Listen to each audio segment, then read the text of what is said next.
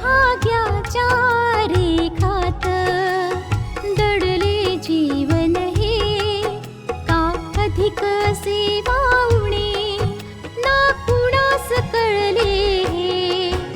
रेखा ही भाग्याची, रेखा ही भाग्याची, रेखा ही भाग्याची, रेखा ही भाग्याची.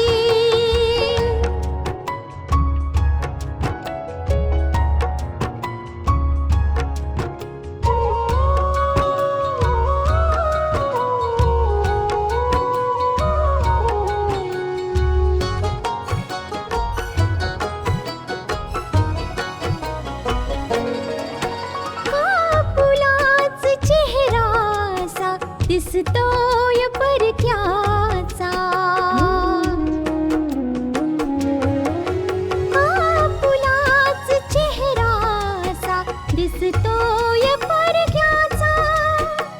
नसे सुटणार नाजूक गुंता दोष न चरख्याचा. फुले मी म्हटले जे होते पाहुणे ते, तरी आळवीत जाणे मी जीवन गाणे हे. रेखा ही भाग्याची, रेखा ही भाग्याची, रेखा ही भाग्याची, रेखा ही भाग्याची. आतापर्यंत आपण पाहिलं आशाची स्मृती थोडी थोडी परत येते. या गोष्टीमुळे नाना घाबरलेले आहेत. आशा मंदिरात देवीकडे प्रार्थना करते आणि दुसरीकडे सिद्धांत आपल्या गाडीने येतो. मंदिरात आशा आणि सिद्धांताचं लग्न होतं आणि सुहासिनी फोन करून कामिनीला ओरडते की ते लोक सिद्धांतला फसवून त्याचं आशाशी लग्न लावतायत. दोघींमध्ये वाद होतो. आता पुढे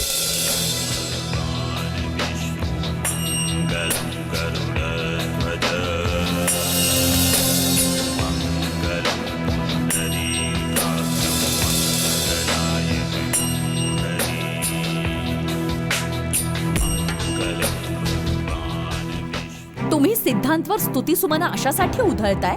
मला माहितीये तो तुमच्या विधवा सुनेला आपल्या गळ्यात बांधून घ्यायला तयार झाला, पण असं अजिबात होणार नाही आणि ना मी असं कधी होऊ देईन. मीही बघते तुम्ही हे लग्न कसं करता ते. कसं करते ते? त्या दोघांचं लग्न झालेलं आणि यावेळी तुमचा मुलगा आशासोबत फेरे घेतोय. आता तुम्ही काय, तुमचे पूर्वजही हे लग्न नाही थांबवू शकत.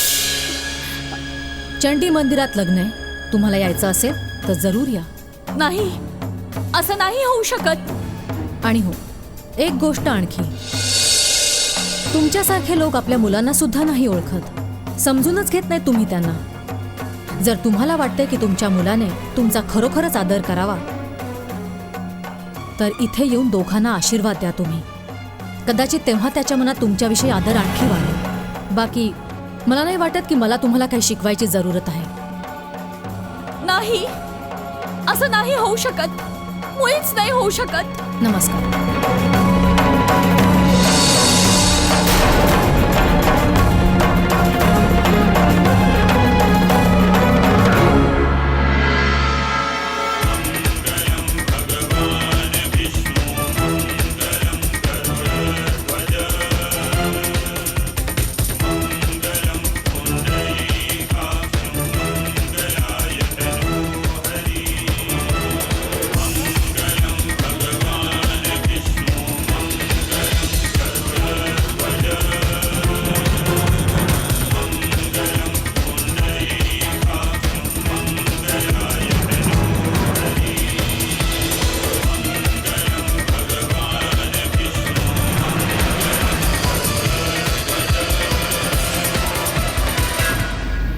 ममा, काय झालं? कोणते विचार ठरवलीस एवढी? हा विजय पण ना, मी त्याला म्हटलं होतं की लग्न सुरू झाल्या झाल्या मला फोन कर म्हणून, पण त्याने फोनच नाही केला. अगं मम्मा, लग्नाचे विधी करण्यात बिझी असेल ना तो. हो, पण मला हे माहिती करून घ्यायचं होतं तिथे चाललंय तरी काय.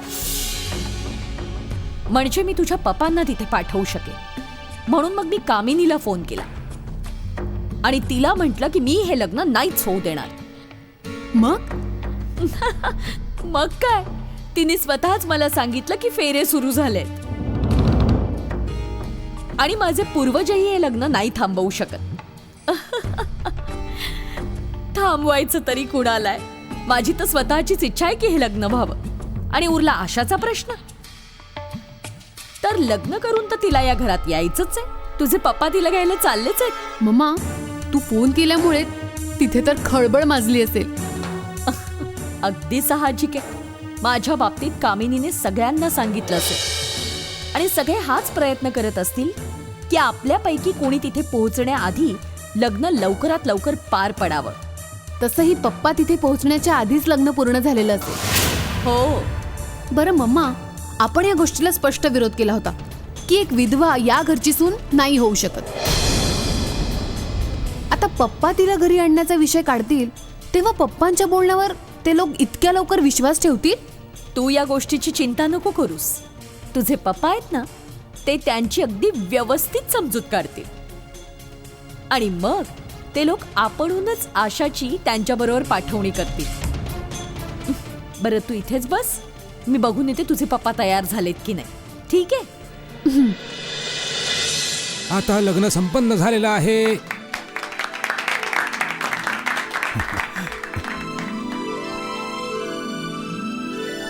सुखी राहा बेटा. नवं आयुष्य सुखात जाऊ दे, सुखानं भरलेलं असू दे.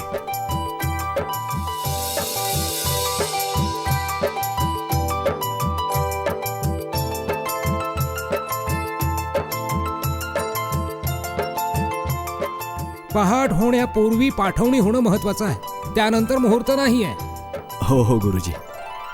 सिद्धांत बेटा, तुझ्या घरच्यांना या लग्नाच्या बाबतीत माहिती नाही. मग तू आशाला लग्नानंतर कुठे घेऊन जाणार आहेस? नाना, तुम्हाला माहितीच आहे की मी आशाला आज घरी नाही घेऊन जाऊ शकत.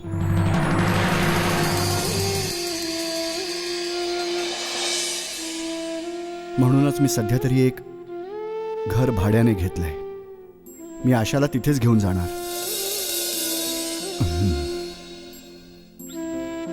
तुम्हा कोणाची काही हरकत तर नाहीये ना? नाही बेटा, आमची का बरं हरकत असेल? आता आशा तुझी ठेव आहे, हो ना? सिद्धांत, पहिले बघ, माझं आणि हिचं नातं सून आणि सासूचं होतं. पण आज मी हिची एक आई म्हणून पाठवणी करते आणि माझा तुझ्यावर पूर्ण विश्वास आहे की तू हिची व्यवस्थित काळजी घेशील बाळा.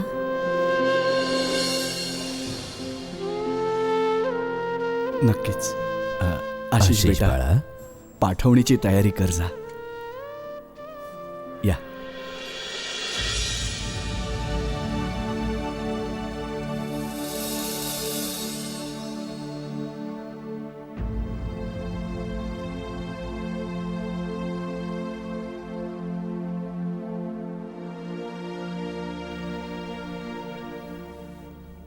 नाना, आशिष, ये बाळा. नाना, तुम्ही इथे विचार करत बसला आहात आणि तिथे आंटी रडतायत. मी त्यांना समजावायचा प्रयत्न केला तेव्हा त्या मला म्हणाल्या की आत्तापर्यंत मी स्वतःला सावरू शकत होते, पण आता या पाठवणीच्या वेळी मी स्वतःला सावरू नाही शकत आहे. आणि इथे तुम्ही बसून आहात. हो बेटा, कामिनीला रडताना पाहून मला याची जाणीव झाली की आपण तर जास्त काही नाही गमावलंय, पण कामिनीनं तर आपलं सगळं काही गमावलंय बेटा, सगळं काही. हो नाना, आंटी असंही म्हणत होत्या की आशाबरोबर लग्नानंतरही आपलं नातं नाही तुटणार. मी तिला माझी बहीण म्हणू शकतो आणि तुम्ही तिला तुमची नात म्हणू शकता, पण आंटी तर आशाला त्यांची सून नाही म्हणू शकत ना. नाना, आशासोबत जे नातं होतं ते आज तर संपलंच ना. नाही बेटा, हे नातं कधीही संपू शकत नाही. कामिनीचा हा चांगुलपणा, हे उपकार जर मी आयुष्यभर नाही विसरू शकत तर बेटा आशा कशी काय विसरू शकेल? बेटा, नात्यांचं रूप बदलून गेलं आहे, पण नातं तर नाही संपलं ना. जाऊ दे ना नाना आता. खरं तर आंटी माझ्याशी अशी एक गोष्ट बोलल्या जी ऐकून मी धावत तुमच्यापाशी आलोय नाना. ती कोणती बेटा? नाना, असं झालं की आंटीजींना आधी सिद्धांतची आई सुहासिनीजींचा फोन आला होता आणि आत्ता थोड्या वेळापूर्वी सिद्धांतचे पिता बलराज यांचा फोन आला होता. काय? हो नाना. नाना, याचा अर्थ माझ्याप्रमाणे स्पष्ट आहे की त्यांना या लग्नाबद्दल सर्व काही कळलेलं आहे आणि मला तर वाटतं की ते लोक इथे नको यायला. बस. नाना, आता बघा, लग्न तर झालेलंच आहे. आता ते लोक काही नाही करू शकत, पण तरी आपण तयारीत राहायला पाहिजे. बस. बेटा, आशाशी लग्न करायचा निर्णय तर सिद्धांतचाच होता ना. आता पाहूया देवी मातेच्या मनात काय आहे. हो नाना, आणि ते लोकही ही गोष्ट पुरेपूर जाणतातच.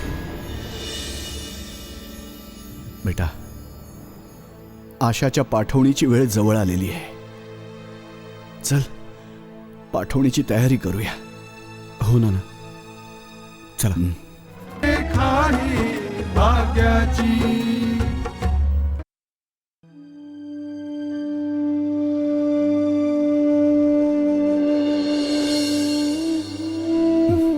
बेटा, तुला तर ठाऊकच आहे की आशाची स्मृती गेलेली आहे. म्हणूनच अजाणतेपणी तिच्या हातून काही चूक झाली ना तर माफ कर तिला बेटा. नाना,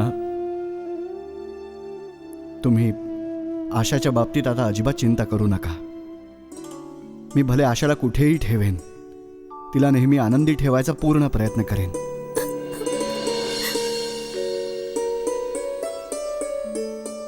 त्याशिवाय तुम्ही सगळेही जेव्हा हवं तेव्हा येऊन आशाला भेटू शकता. बाळा, आम्हाला पूर्ण खात्री आहे की तू आमच्या आशाला अगदी सुखात ठेवशील.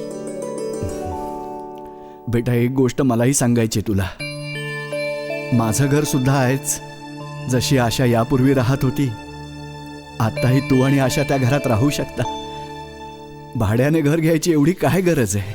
नाही ना, मी आशाशी लग्न केलंय, म्हणून आजपासून आशाची सगळी जबाबदारी फक्त आणि फक्त माझी. आणि मी आशाला तुमच्या घरी ठेवून बाकीच्या लोकांना हे बोलायची संधी देऊ इच्छित नाही की जर आशाला तिच्या माहेरीच ठेवायचं होतं तर मग या लग्नाला काय अर्थ आहे. ठीक आहे बेटा, जशी तुझी मर्जी.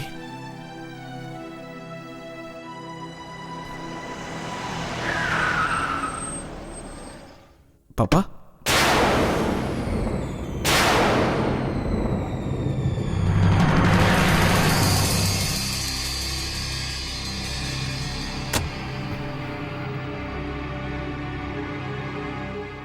पप्पा, तुम्ही इथे?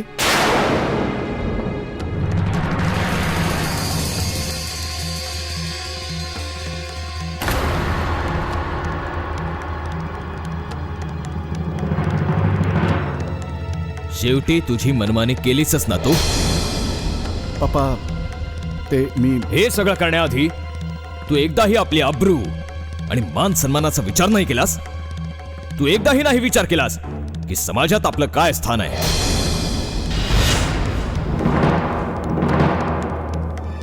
पप्पा, मी जे काही केलं आहे त्याने तुमची अब्रू कमी होणार नाही.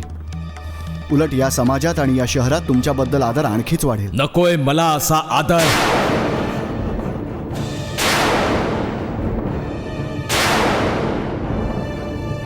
मी सुद्धा तुझ्या लग्नासाठी कोणाला तरी शब्द दिला होता आणि मी सुद्धा स्वतःला एक वचन दिलं होतं पप्पा की मी फक्त आणि फक्त आशाशीच लग्न करेन म्हणून. तोंड सांभाळून बोलतो.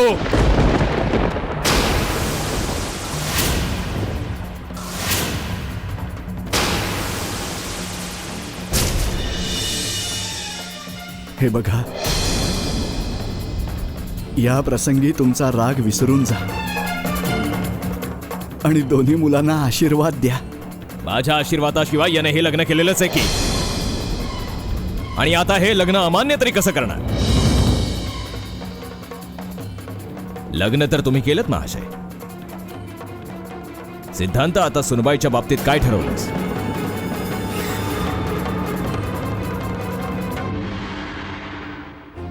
मला माहिती आहे पापा की तुम्ही आशाला कोणी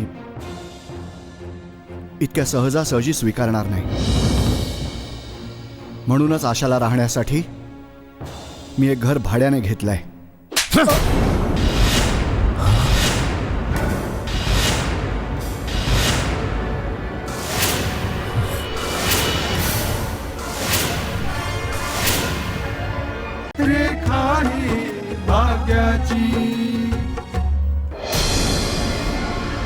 बस हेच ऐकायचं राहिलं होतं. आता ज्या मुलीला आपल्या घरची सून बनवून आणलेस, तिला असं परकेच्या दारात घेऊन जाणार तू? अरे बलराज सामंतची सून भाड्याच्या घरात राहणार? माझ्या समोर आणखी कोणताच पर्याय नव्हता पप्पा. त्याशिवाय मी तुमच्यावर जबरदस्ती तर करू शकत नाही ना. जबरदस्ती तर केलीच आहेस तू. आणि जर तू आमचा नाईलाज केला नसतास ना, तर यावेळी मी इथे नसतो. लग्न तर केलंच आहेस तू. हिला माझ्या घरची सून बनवलेलं आहेस तू. आता मी भले कसंही स्वीकार करेन, ही माझी सून आहे.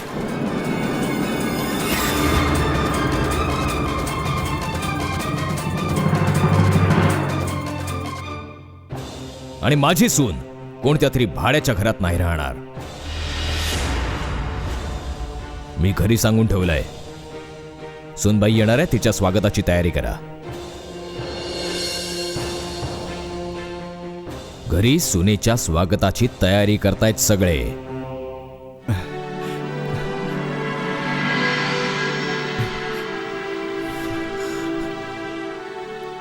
काय खरंच पप्पा? हो बाळा. पप्पा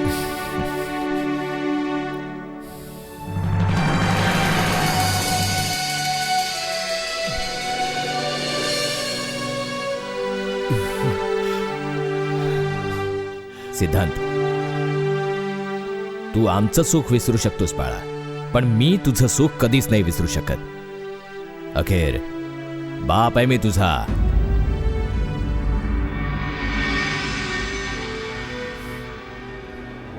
माझ्या मुलाने जे केलं ते केलं, यासाठी मी माझ्या सुनेला आणि मुलाला शिक्षा तर नाही देऊ शकत, पण या गोष्टीसाठी मी तुम्हा कोणाला कधीही माफ नाही करणार. कधीच माफ नाही करणार. माझ्या सुनेच्या पाठवणीची तयारी करा. मला तिला घेऊन आमच्या घरी जायचंय आणि आजपासून ती माझ्या घरात सून म्हणून राहील.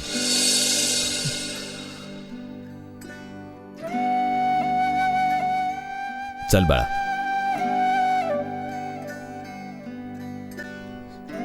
सुखी रहा.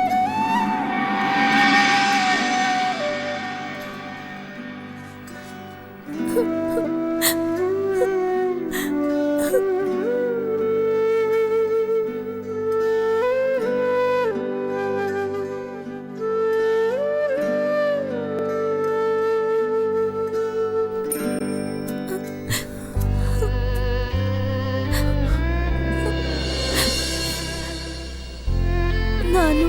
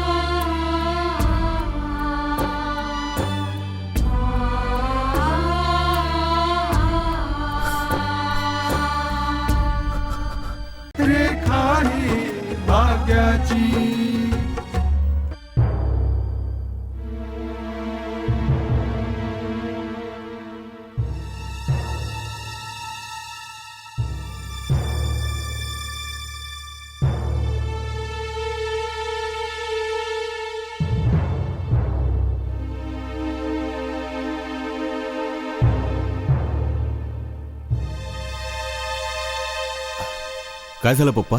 इतक्या रात्री तुम्ही इथे हॉलमध्ये बसलात? हो बाळा, मला झोप येत नव्हती म्हणून मी उठून इथे येऊन बसलो. हा, झोप येणार तरी कशी? ही गोष्ट डोक्यातून जाऊ तर शकत नाही ना की आज आशाचं लग्न आहे. काय माहित काय विचार करून या लोकांनी तिच्या लग्नाचा निर्णय घेतला. तो मुलगा ज्याच्याशी आशाचं लग्न होत आहे तो आपल्या परिवाराच्या मर्जीविरुद्ध लग्न करतो. लग्न झाल्यावर आशाला तो कुठे घेऊन जाईल, कसं ठेवेल, तेही या अवस्थेत जिथे आशा स्वतःची स्मृती गमावून बसली. तिला तर हेही आठवत नाही की जेवण कसं बनवतात. जाऊ दे ना मम्मी, आता हा त्या लोकांचा प्रश्न आहे ज्यांनी लग्नाचा निर्णय घेतलाय. प्रश्न हा पण आहे दादा की जेव्हा त्या मुलाच्या आई वडिलांना कळेल या लग्नाविषयी तेव्हा ते आशाला एक्सेप्ट करतील. नाहीतर आशाच्या जीवनात आणखी गुंतागुंत नको व्हायला. असंच होणार आहे बघ कृतिका. त्यांना आपल्या या निर्णयामुळे पस्तावावं लागणार आहे. आपल्याला तर हेही माहीत नाहीये की तो मुलगा कोण आहे, कोणत्या कुटुंबातला आहे, त्याचे आईबाप कोण आहे. धर्मेशला सांगितलं होतं मी त्याच्याबद्दल माहिती काढायला, पण त्यालाही काही पत्ता लागू शकला नाही. आता तुम्ही हे जाणून घेऊन करणार तरी काय? हो पप्पा, त्या लोकांनी तर तुमच्या मताला काही महत्त्वच नाही दिलं. जे मनात आलं ते केलं. आता तुम्ही आशाचा जास्त विचार करून मुळीच चिंता करू नका. त्या लोकांनी काही महत्व नाही दिलं, पण ते हे कसं विसरू शकतात की आशा यांची मुलगी? आता आशाची काळजी तर यांना वाटणारच ना. म्हणूनच तर यांना झोप येत नाही. तुम्ही काळजी नका करू. आज नाही तर उद्या याचा पत्ता लागेलच की तो मुलगा कोण आहे.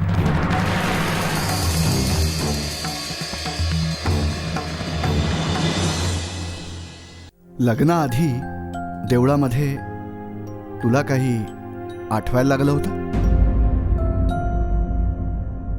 हो, मला वाटत होतं की ते सजवलेलं देऊळ मी याआधीही पाहिलेलं आहे. तिने तुम्हाला ओळखायला नको आणि भावड्या,